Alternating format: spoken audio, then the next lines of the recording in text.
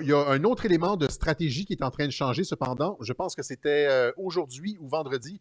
Horacio Arruda qui dit que maintenant, on ne comptera plus les tests et les hospitalisations pour faire des prévisions.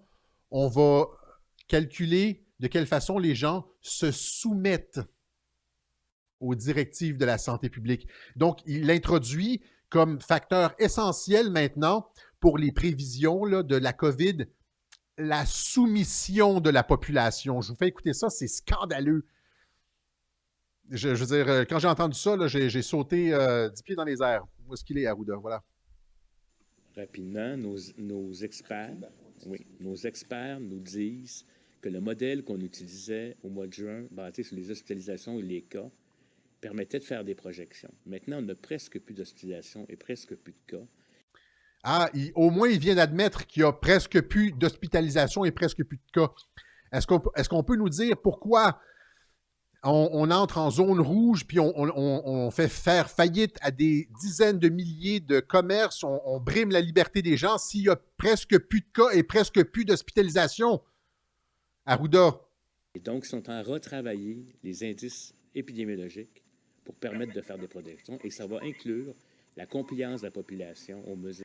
La compliance, ce qui veut dire c'est compliance en anglais, c'est ça que je comprends. Je retirerai mes propos si c'est pas ça, mais je pense que c'est ça qu'il veut dire. Il dit la compliance, c'est un anglicisme, là, c'est compliance, ça veut dire le fait que la population se soumette aux directives de la santé publique.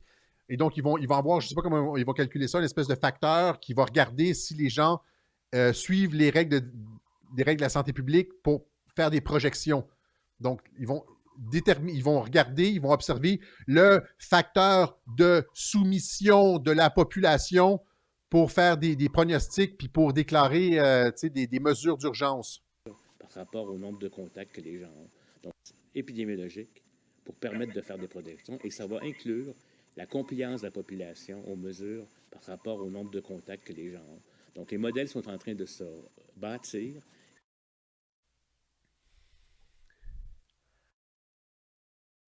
Vous comprenez que leurs chiffres ne leur permettaient plus de garder le contrôle. Comme il vient de le dire, il n'y a plus de cas, puis il n'y a plus d'hospitalisation. Et donc, nos anciens modèles ne nous permettent plus de garder le contrôle sur la population parce qu'il n'y a plus de pandémie. Fait que là, qu'est-ce qu'il dit? Ah, on va changer nos méthodes. Ça n'a pas d'allure, ça. Ils l'ont fait. Je vous ai montré le clip de Pujada qui avait dénoncé exactement, avec les 2 cartes de la France, là, le changement de méthode pour pouvoir faire rentrer dans le rouge. C'est la même chose ici. Étant donné qu'il dit qu'il n'y a plus de cas et il n'y a plus d'hospitalisation, on va trouver des nouveaux critères pour vous garder dans le rouge. Le facteur de soumission de la population. Puis là, je vous fais écouter, c'est pas juste lui qui le dit, c'est repris par les médias. Là, je fais écouter un clip où est-ce qu'à TVA Nouvelles, on utilise l'expression « les insoumis » pour parler de ceux qui questionnent les mesures d'urgence sanitaire. Les insoumis. J'aime bien ce gars-là qui fait ces vidéos-là. Il y a près de 700 nouveaux cas au Québec. Comment faire pour convaincre les insoumis de respecter les règles? Les insoumis? 700 nouveaux cas au Québec. Comment faire pour convaincre les insoumis de respecter les règles? Les insoumis? Alors, vous voyez donc, ils sortent un nouveau critère pour évaluer, parce que l'ancien critère ne leur permet plus de garder le contrôle.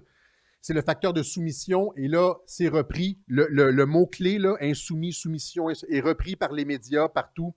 Ce qu'on cherche, comme l'expliquait le docteur Perron au début de la vidéo, c'est le contrôle politique. Ça n'a plus rien à voir avec les mesures d'urgence sanitaire, je veux dire, avec la dangerosité du virus, avec les questions médicales. C'est essentiellement politique. On souhaite la soumission de la population, même si le virus n'est pas plus dangereux que la grippe. On veut la soumission. Et on la mesure. Voilà. Alors, je pense que je suis allé un petit peu plus